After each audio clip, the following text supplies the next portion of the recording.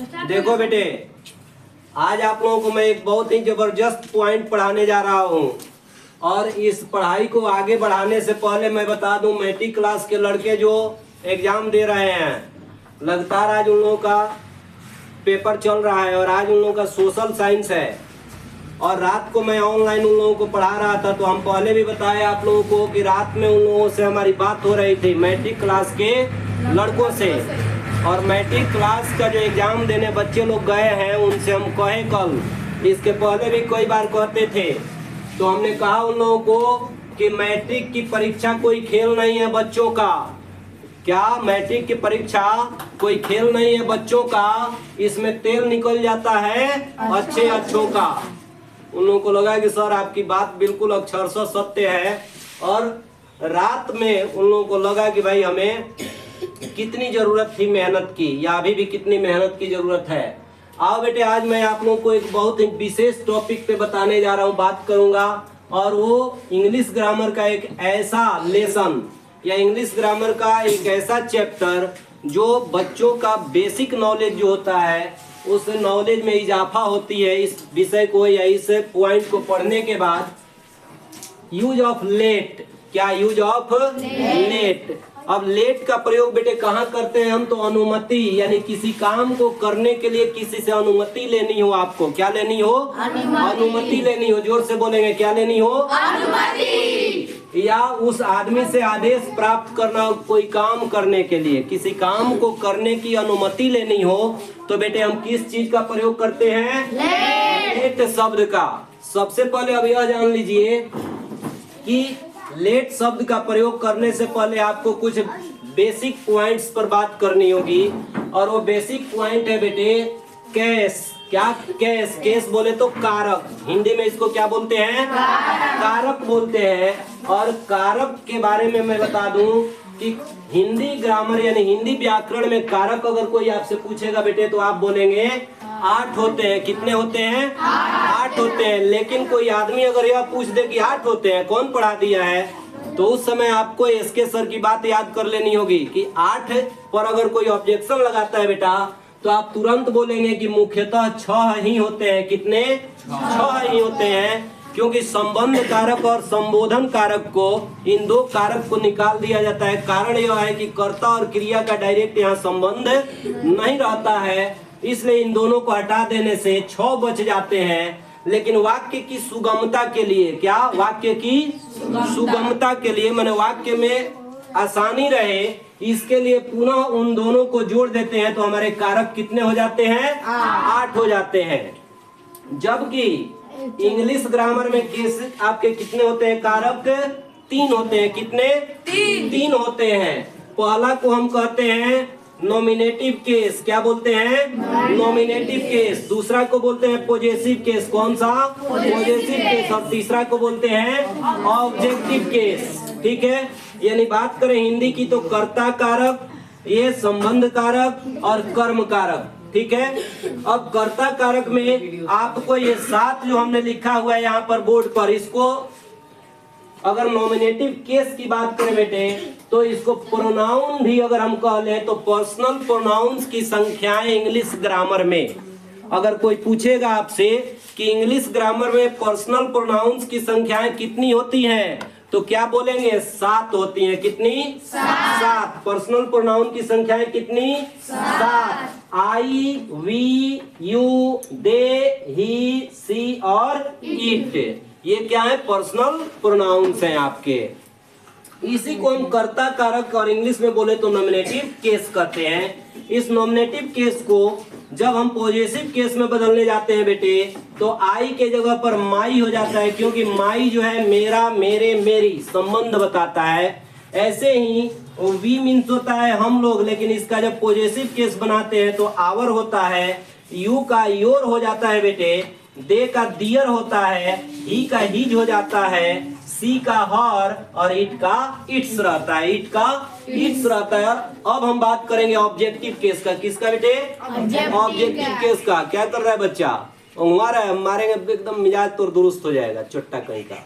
सामने देखो, ये क्या ऑब्जेक्टिव केस, क्या देखेंगे?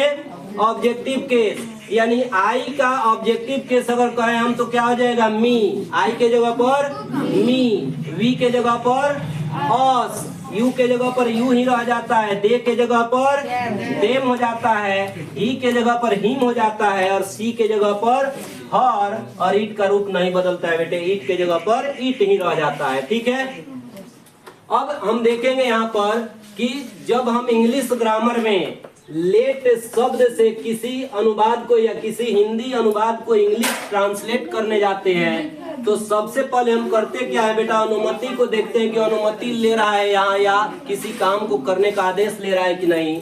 तो उस परिस्थिति में वाक्य की शुरुआत हम लेट शब्द से करते हैं। किस शब्द से?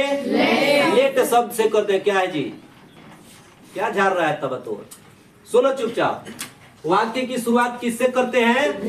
लेट शब्द से करते हैं बेटे, और लेट शब्द के तुरंत बाद क्या करते हैं? Objective case. कौन सा केस? Objective case. यानी आए हुए नॉमिनेटिव केस में से सातों में से कोई जो भी नाम जो भी रहेगा, मतलब आई, वी, यू, दे, ही, सी और इट, इनमें से जो भी रहेगा उसका ऑब्जेक्टिव केस हम उठाएंगे, और ऑब्जेक्टिव केस के तुरंत बाद बेटे वर्ब वन का प्रयोग कर देंगे। किस वर्ब का? वर्ब का पहला रूप। और उसके तुरंत बाद ऑब्जेक्ट अगर रहेगा तो ऑब्जेक्ट लिखेंगे, और नहीं रहेगा तो छोड़ देंगे। सेंटेंस वहीं पर कंप्लीट हो जाएगा।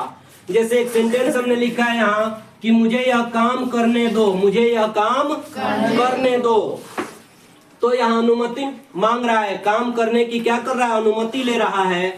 तो बताया कि मुझे यह काम करने दो। वाक्य की शुरुआत नियम के हिसाब से किससे करेंगे बेटा? लेट शब्द से। कौन शब्द से? लेट शब्द से। तो हमने लिख दिया लेट, और मुझे यानी आई, आई मतलब होता है मैं, ठीक है।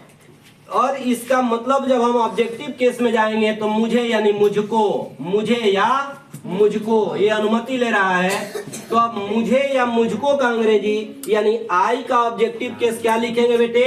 मी लिख देंगे। क्या? मी लिख देंगे। क्या लिखेंगे?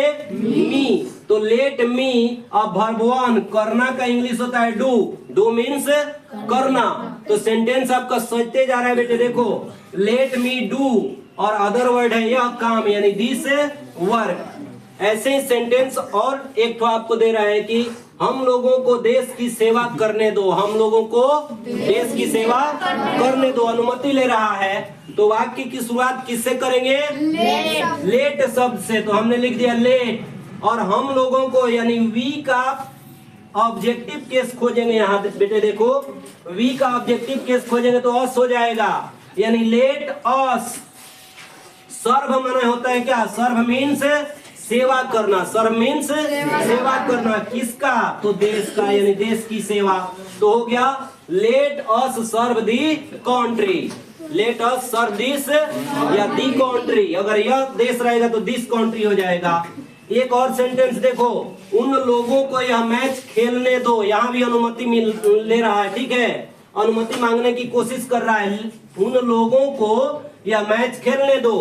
तो लेट देम। देम क्यों लिख दिए हम? क्योंकि दे का ऑब्जेक्टिव केस हम देखेंगे बेटे क्या होता है? देम। तो लेट शब्द के बाद क्या लगाएंगे?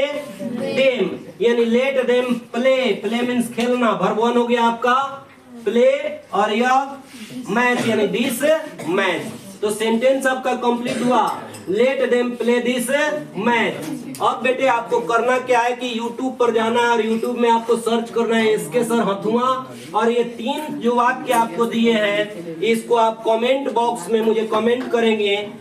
सेंटेंस सुन लो। उसे यानी पुल्लिंग के लिए तो आपको हम पढ़ाए हैं कि अगर पुल्लिंग रहेगा तो ही, और स्त्रीलिंग रहेगा तो सी, यानी मेस्कुलिन रहता है तो क्या करते हैं? खूब खूब खुश रहे। देखिए ये लोग बहुत पुराने स्टूडेंट हैं इस कोचिंग के। बैठ जाइए 2 मिनट, तो रख दीजिए 2 मिनट रुके, मैं बात कर लेता हूँ, बैठ जाइए।